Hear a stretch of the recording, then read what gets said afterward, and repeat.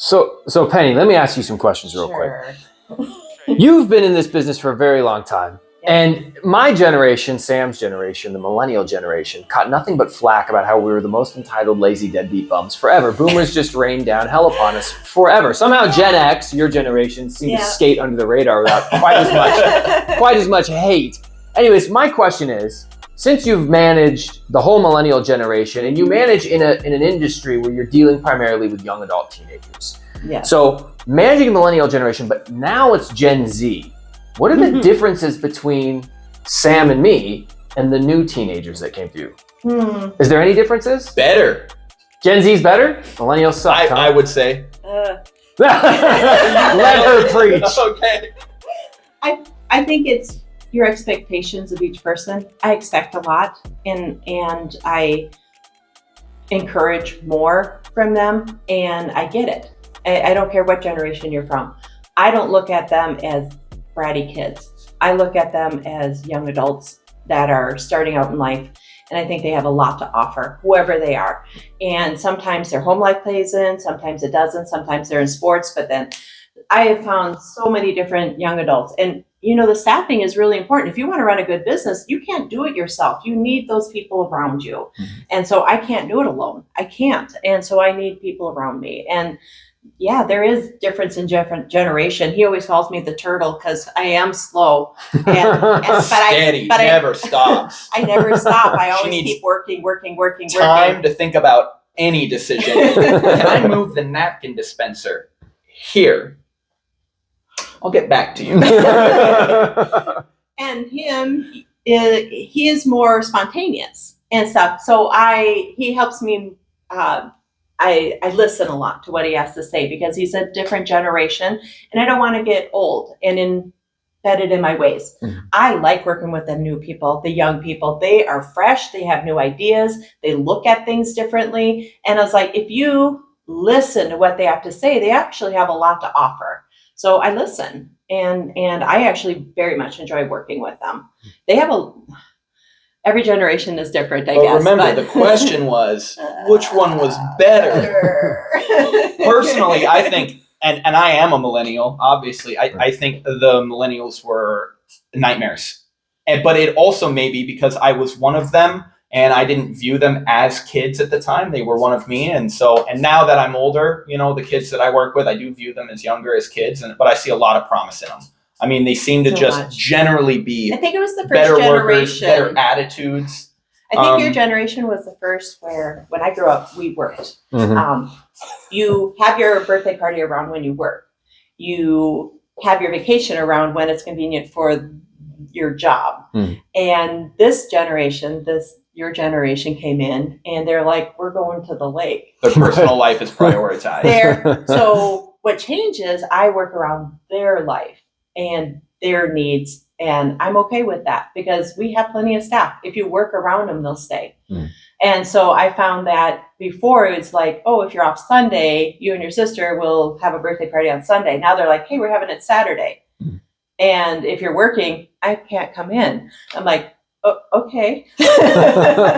So that's just the difference. He cracked a joke last night about, I can't come in, my dog's sick. Okay. And we've actually gotten that. Sorry, I can't make it into work today. My dog's coughing. Yeah, we have gotten that. Recently, too. And we work around their lives a lot of times, but it's okay. It is a different generation. Now, this new generation coming in, like the 16, 17-year-olds, they kind of are working their life around ours. So it always is it's kind of swinging balances. In the other direction. Yeah. Yeah. And it is noticeable too. I mean, some of the hardest workers we've got are still in high school, and we're like, hurry up and get done with it so we can give you more hours, starving for more work. The Joaquin over there on the threeplex that you met, that kid's ferocious. He would work 80 hours if you gave it to him. If I let him, I say you got to find balance. You're going to burn yourself out. That boy's going to take my job. He is ambitious, and he wants to own his own business, and he doesn't mind working to get that money to do it. And I was like, you are on fire. I like to work with you. Yeah. And we're seeing more of that kind of behavior in some of these younger kids that are coming in, which is like really awesome because it was a lot of sighing and moaning and rolling their eyes. It's like, I'm not your dad. Don't, before I smack you upside your head. It's, that was, a lot of that has really weeded out. But I think in addition, Penny hires a lot of references, so she hires people and then she hires a couple of their friends, but not too many of their friends. And then she'll hire somebody else and hire a few of their friends and occasionally bring in some new people to break it up if it gets a little too cliquey. And so she pays very, very, very close attention to kind of the dynamics of the group. And if it starts to click up a little too much and get a little too high schooly, she'll bring in some new blood, some new people and break it up a bit. And it doesn't cause tension. That really helps build everybody up together, because one group doesn't get too strong, one group of friends, and there's a really interesting balance in there if you take the time to pay attention to those things. Not just what work is getting done and how well is it getting done, but how well do these people work together and who's kind of being left out. Is there somebody or something that we can bring onto the team to make this person a little more productive? Can we put them working with this person to make them a little more productive? And while that takes a lot of time, because you have to do that every week, every month, every year, you have to, build these schedules and be selective in your staff, because of this team that she's built. People like coming into work. So she's got the ability to be selective. A lot of people want to work here. So she's able to very carefully curate her staff, not just as a whole, but from day to day, week to week, who she puts people with, how she puts it. And it just creates a really interesting, unique environment where just everyone generally gets along very well. And even if they aren't necessarily part of the same group or clique, they respect each other.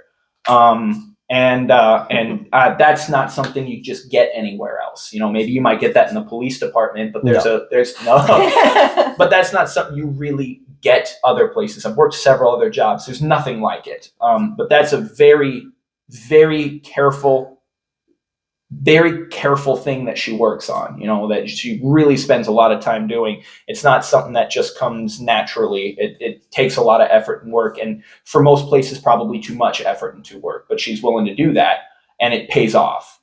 Yeah. So as we look to close on one final topic, it seems to me so far that the keys to success have been finding somebody who understands the community and understands the business structure, finding the good area to open the business, then creating a nice, unique feel that people move into. Atmosphere. Fostering a good relationship with the tenants that you bring into the mall to make sure that you're actually getting paid and staying profitable.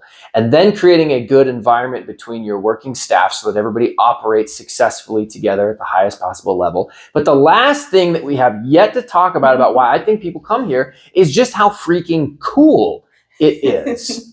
So and this is where I want you to talk about, Sam, your design, everything you've done from decorating the mall, and it sounds like Bob also decorated with some of these cool Vegas figurines that I saw there that are now here, and also opening up the Shire, this bar and grill, opening up a restaurant during COVID, and restaurants fail almost 90% of the time. Yeah. So the last puzzle in our entire piece of artwork here is just making it cool. Tell us about it. Okay, so this is super exciting because this was just like a massive passion project. It's something that, like, for the theater that I had one of the biggest inputs on, and Penny and I we went out to eat one day at Paradiso, which is a local shout out to Paradiso, local little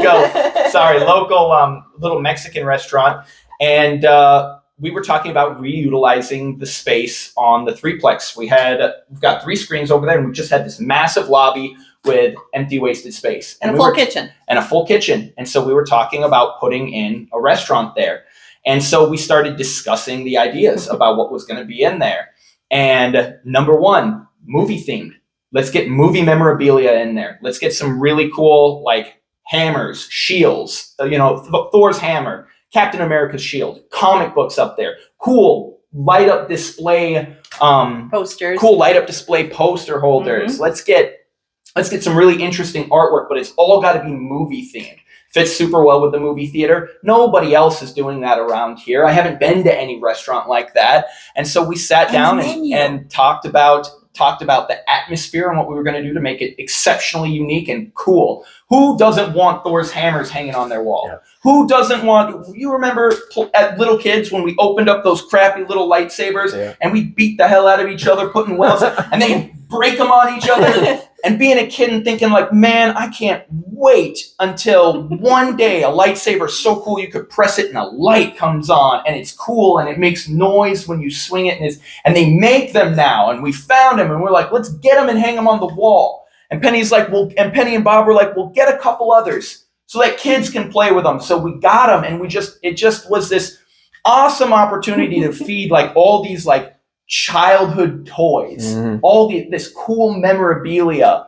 We got Darth Vader's helmet, we got Kylo Ren's helmet, and all of these things were found and made by artists on Etsy from all over the world. We've got so many cool toys. It would take way too long to point out every single one of them, but I think you got a little B-roll. Roll it. Right. and then we sat there. The menu, though. Yeah. It's Lord of the Wings. Yeah.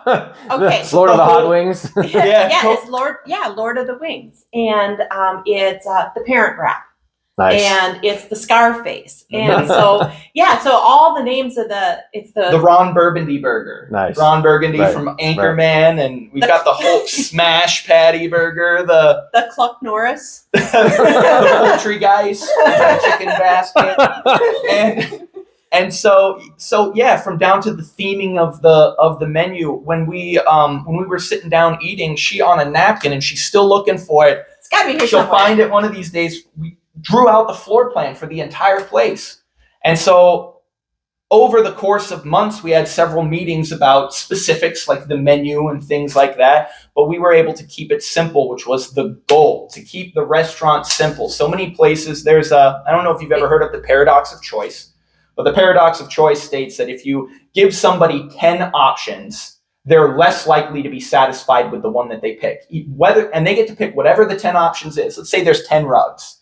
They get to pick that one rug. They're less likely to be satisfied with it. So you give them 3 options. They're going to be more satisfied with it. You do the same thing for a menu. How many times have you gone to some restaurant and they're serving steaks and they're serving poutine, Cheesecake and they've got 30 Factory appetizers and they've got all these things, and you pick something and you enjoy it, but you walk out of there, you don't know what you're feeling, but you walk out of there feeling something amiss. But when you go to that little hole-in-the-wall bar that serves just burgers and beer, and that's all you get, and you walk out of there being like, that's one of the best damn burgers I've ever had. You didn't have another option. So when you walk out of a bar that just serves burgers, and that's all they've got is burgers and beer and maybe some French fries, you walk out of a place like JL Beers, you're like, that was one of the best damn burgers I ever had. Well, that's all that they serve. So we really wanted to focus on just a really simple menu for several reasons. One, eliminate so many choices. We don't want to do steak. We don't want to do a bunch of this, a bunch of that, which slowly we have started to incorporate a few things. But when we first started it, it was just burgers, grilled sandwiches, and some appetizers. That's all it was. There were some meetings where other ideas were starting to get thrown around, like steaks and this and that. And fortunately, we were able to kind of cut some of the fat. But that allowed us to be extremely consistent in our product, very consistent in our food. And fast. And we have, and fast. We turn over tables quick, which is extremely important because we're running a movie theater. People are coming in to get food before a movie. We need to be able to turn those tables over quick. We can see 86 people. It's a very small place, but that was even carefully and importantly orchestrated. It needed to be small. Yeah. When it's small and everybody's close together, it feels full quicker. You go into a restaurant that's too big and it feels empty. If it feels empty, that's a massive part of the atmosphere itself. You stop going there. When you go to a little hole in the wall and it's full, it feels alive. Right. And so many of these factors, from the lighting being dim enough to how loud the music has to be so that you can hear it, but you can't hear the people behind you, but you can hear the people that you're talking to at your table. To create this sense of comfort, to be able to say what you want, because it is a bar, but we creating to more like people my age. Yeah, it's catered to everyone. Yeah, it's for everyone, families, everything, but it's not It's not like 21 or older. Yeah, but it's not catered to children. So people can come in and get on touch tunes and play the music that they like. But well, when you walk in there, you see nothing but 80s, 90s, and early 2000s memorabilia. So you're playing on the millennials' single greatest kryptonite, which is our weakness for nostalgia. and funny enough, our average customer is older. You know, we were just in there, and they were probably all 35 and up. They love it, and we were. I mean, especially me. We were really expecting a more millennial age group, especially in a college town. We're like, this is going to do great. And while those people do come in, generally speaking, it's 40 and up, and they'll fill the bar, and it's great because that menu is simple. Again, one more time, it's the food is consistent. It's easy. We're not throwing a bunch of garbage at the cooks. We're not giving them a bunch of new items. And when we bring something new onto the menu, we consult with our cooks moving forward. We're like, hey, because they're constantly working with all of the ingredients. So when they eat at work, they get tired of a burger. So what do cooks naturally do? Well, they invent something. They create stuff. We have phenomenal cooks. And so they've put together some spectacular things. And so we've slowly introduced a couple wraps here, a couple chicken sandwiches. Our chicken is so good because we soak it in buttermilk overnight, at least 24 hours, and then we bread it ourselves and deep fry it. So our chicken strips are fresh and fantastic. Same with our boneless wings. And we're like, well, why don't we start using these for chicken sandwiches? We turn over all our food twice a week. All of it. And everything. And we charge accordingly for it because we do make a very quality product. We make very good burgers, very good chicken sandwiches, very good wraps. They're very consistent. We charge accordingly for it, and we make good money off of it. Kind of the golden standard is about 30% cost of goods. Across the board with all of our stuff, we're closer to 20%, which is spectacular. But I do 50% for labor. Yep. I think our staff is worth it. Yep. I think we should pay more for labor and maybe less for food and do more quality and use our products in multiple areas. You know, you don't bring in anything that we don't already have as a supply. You know, so if we're adding something new, we're taking ingredients that we already have to make it. So we'll take our wrap and we'll take steak and some other ingredients to make a steak wrap, but we're not going to bring in a new type of bread for one product. It's waste. And it keeps everything turning. Absolutely. Yeah, it's good to have fresh chicken, fresh meat, and good staff. Invest in your staff. That's what, in the end, that's what matters is the staff. And the people that you work with every day. They're the one that are selling it. Then they walk back in, they see that same server, that same cook every time they come in, and they become familiar with them, and they like that. They like how personal it is. So my last question is for you, Penny. Okay. You said you've been doing movie theaters in the movie theater business for like 30 to 40 years. 42 years. 42 That's years. a long time. And the restaurant industry. Yeah, they own restaurants duly with that. Yeah. So the reason why most people get started investing in real estate, which is mostly what my YouTube channel is about, real estate, how to create passive income so that people can quit their full-time job. I'm a cop. I want to spend more time with my son. So I invest in real estate to create income so that I can quit being a police officer. Now, you've spent a very active, long career, 42 years working this business. So what's next for you? Do you transition into a role where you continue to bring income in from a business you've set up to operate on its own? Or do you sell the business? How do you transition into your next stage of what you want to do? The building is what's valuable. In the end, that's the most valuable thing. The theater can change. The restaurant can change. Different things. The components of the mall can change. If you keep it active and vibrant and healthy and clean, people will be coming here. So some of the things I think of utilizing is maybe we'll bring in and do like duck pin bowling, which is like a form of bowling. Or maybe we might bring in other forms of entertainment. We were talking about putting a liquor store up in front. If one of our, which would be a great idea. You know, to own more businesses in the mall. Right now, as a mall owner, I own two of those businesses, the restaurant and the theater. But I could also own more businesses in our own property. So that's one way of looking at it, is what other entertainment can I bring in that, because things change all the time. They always change. So to keep going, we could maybe bring in like a Verizon store or something like that. Everything is always owner operated right now, but there's nothing wrong with bringing in like a Verizon store or a chiropractor or other services that people are interested in. And then we could rent out to them, or we can own that store. And so those are options. We'll also be looking at doing property rentals in the future. Sam and I are very interested in doing like you especially real estate. What you're doing, we are very interested in doing that, either personally myself or whatever. I know you're going to. Yeah, And well, we're going to be working together forever. So yeah, she's just a really great, trustworthy, reliable person to work with. And so as I move forward into real estate, I will be taking her with me every step of the way. And we do get calls in all the time. I get at least asked once or twice a year to bring in a theater in another community. Mm-hmm.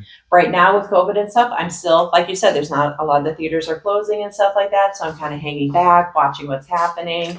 And seeing what happens for the future. But right now I'm just kind of holding back a little bit. We could go into another town and build a theater and restaurant. The last people that reached out to us was that basically a chamber community in Cincinnati, Ohio. Yeah, there's always people looking. There's always people. So do we want to go more in entertainment? Do we want to go more rental?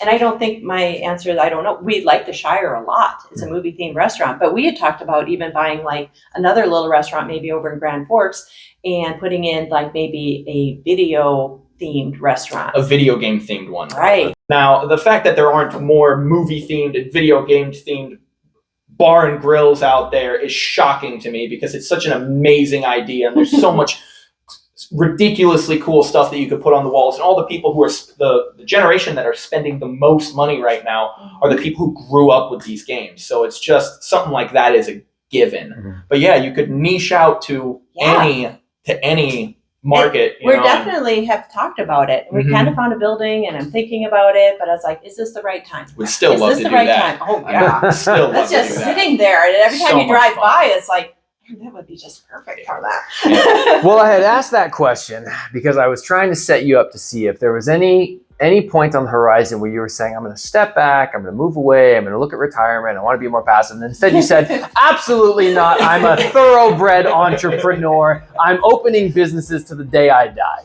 So the people that watch my channel, you know, because there's a lot of individuals who want to get into real estate to retire. They want to take a less active role. And, you know, I think it can be inspiring to see the entrepreneur's mindset is very different from the investor's mindset. Yeah. If you do something you love, right, you'll never work a day in your life. You're right. But sometimes there's overlap between investors and entrepreneurs. And sometimes the entrepreneur says, I'll work 100 hours a week to create this vision. And the investor says, I will happily give you money to work 100 hours a week so you can create that vision and I'll just take some money on the back end. So very interesting. Guys, Penny, Sam, thank you very much for sharing this interview. I think everybody's going to really appreciate it. There's some cool things. And thank you. Thank you. Thanks for having me. Awesome.